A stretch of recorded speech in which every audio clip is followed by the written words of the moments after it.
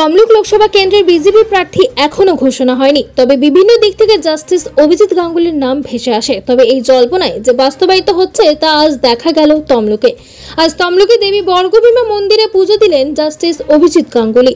এদিন বিজেপির স্থানীয় নেতৃত্ব উপস্থিত ছিলেন মন্দির চত্বরে। তবে এদিন সংবাদ মাধ্যমের মুখোমুখি হয়ে অভিজিৎ গঙ্গোপাধ্যায় জানান, আমরা এত বছর চুরি জালিয়াতি জোচ্চুরি অনেক দেখলাম, এবার আর তৃণমূলকে মোটেও ভোট নয়। এদিন বেশ কিছুক্ষণ মন্দিরে থাকার পর তমলুকের দলীয় কার্যালয়ে যান অভিজিৎ গাঙ্গুলি। সেখানে এক প্রস্তর বৈঠক হয় দলীয় কর্মীদের সাথে এবং ছিলেন রাজ্যের বিরোধী দলনেতা শুভেন্দু অধিকারী।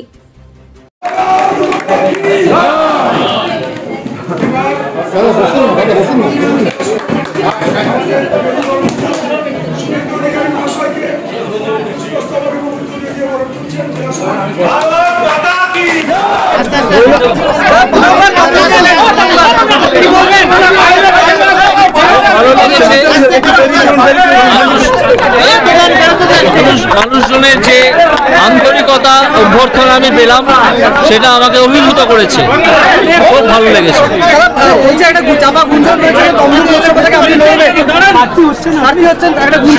আমি আজকে এখানে পুজো দিতে এলাম, তারপর দেখা যাক ওইখানে লিস্ট বেরোবে তখন।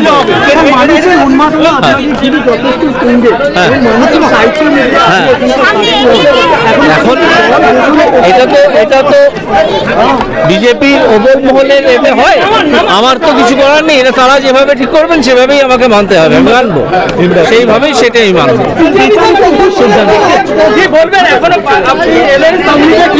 খুব ভালো লাগলো মানুষজন যেভাবে